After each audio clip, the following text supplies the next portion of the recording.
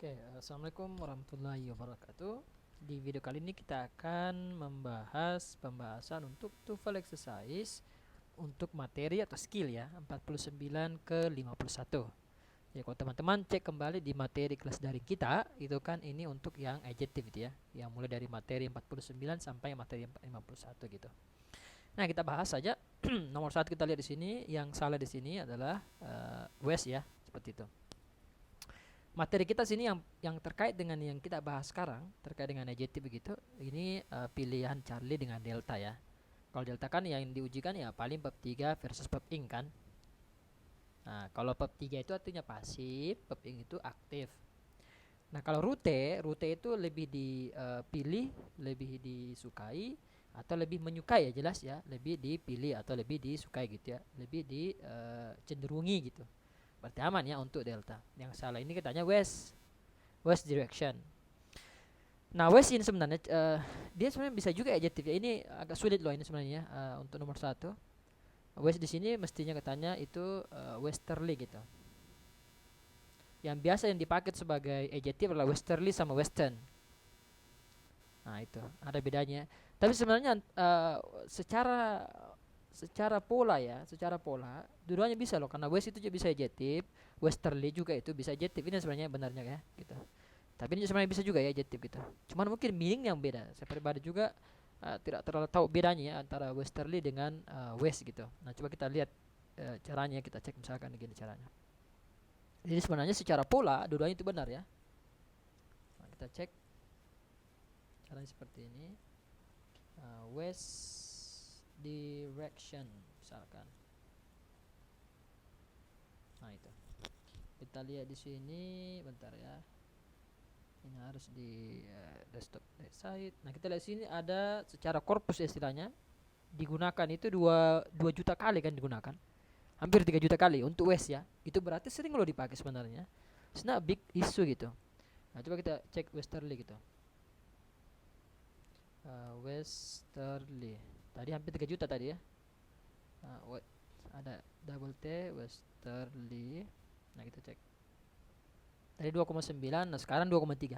Justru lebih kuat korpusnya yang west direction dibanding westerly ya. Cuman mungkin ada bedanya, mungkin makna secara makna gitu. West versus westerly gitu. Nah, ini. Is to the west or toward the west. Jadi memang kalau dikatakan sini bahwa kalau kita bahas direction itu mestinya kita menggunakan kata westerly. Tapi sebenarnya kalau kita lihat tadi korpusnya dua-duanya bisa kan gitu ya. Ya begitulah ya. Yang ini sudah saya cek pribadi di kumpulan soal structure saya yang puluhan soal itu nggak pernah kok diujikan antara west dengan westerly ya. Jadi ini tambahan aja untuk teman-teman bahwa westerly itu adjective, western juga adjective gitu. Jadi di real test nanti kalau misalkan dapat kata south gitu ya, west, north sama east ya gitu, east. Nah, setelahnya ada noun langsung dan ini digaris bawahi salah satunya. Kalau misalkan tidak ada pilihan yang lain yang kita, oh ini yang lain kayaknya aman deh.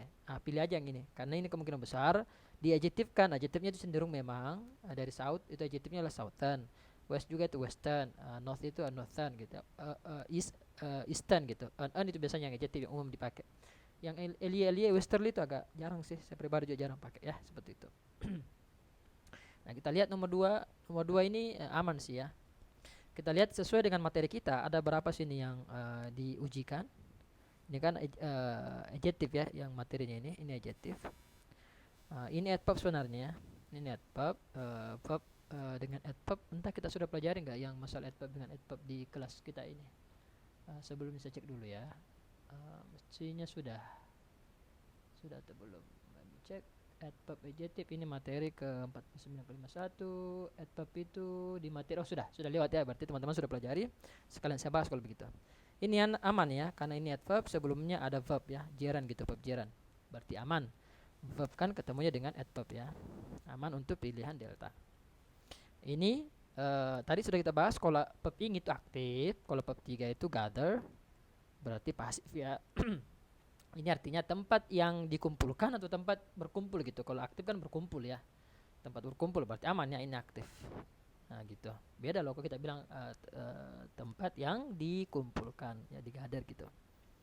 Nah kemudian fresh water aman ya, ini noun, ini adjective, aman. Rumus kita umumnya kan adjective noun ya. Ini ya, jadi dua rumus ini saya kasih, adjective plus noun sama verb atau adverb. Kalau ini agak fleksibel ya, bisa juga sebelum di sini, bisa juga di sini adverbnya, nggak ada masalah. Mau setelah verbnya, sebelumnya. Secara umum bisa, secara umum ya.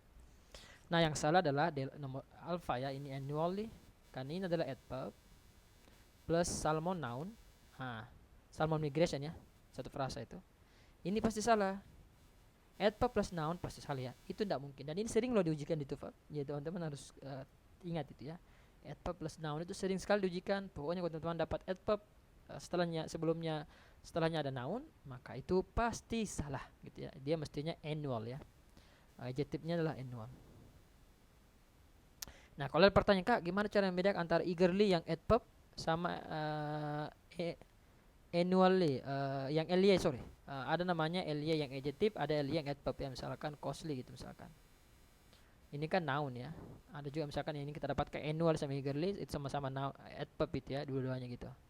Secara umum LY itu untuk adverb, tapi ada beberapa konteks dia sebagai noun. Itu ada di materi mana gitu. Silakan dicek ya di materi ke-49 itu dibahas ya, dicek ulang. Oke, kita masuk sekarang ke nomor 3.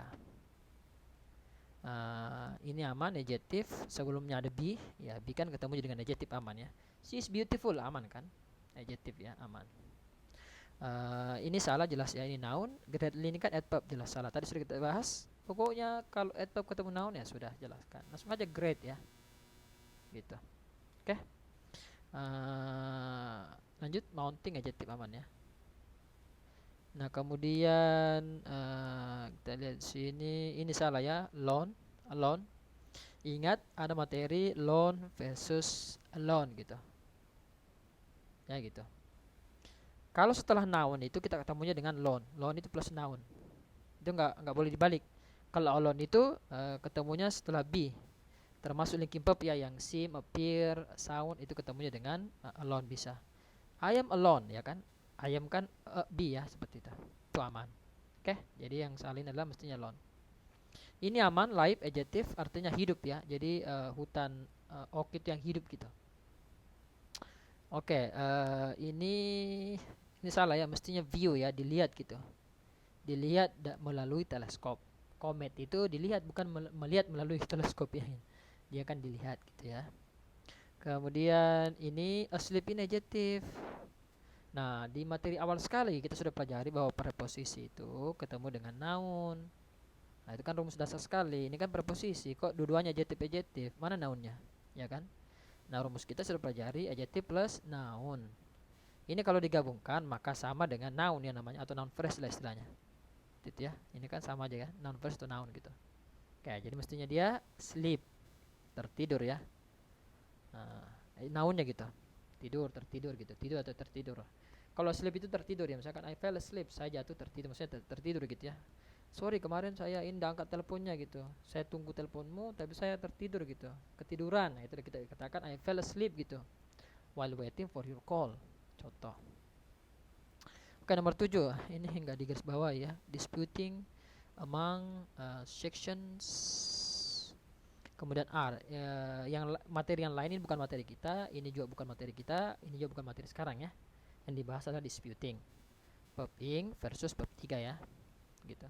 Nah section ya, bagian-bagian dari opera ini itu diperdebatkan atau memperdebatkan, jelas ya diperdebatkan ya. Disputed ya gitu. Tips umumnya nanti, kalau gimana sih Kak cara membedakan mudah itu triknya ya antara bab 3 dengan bab ing.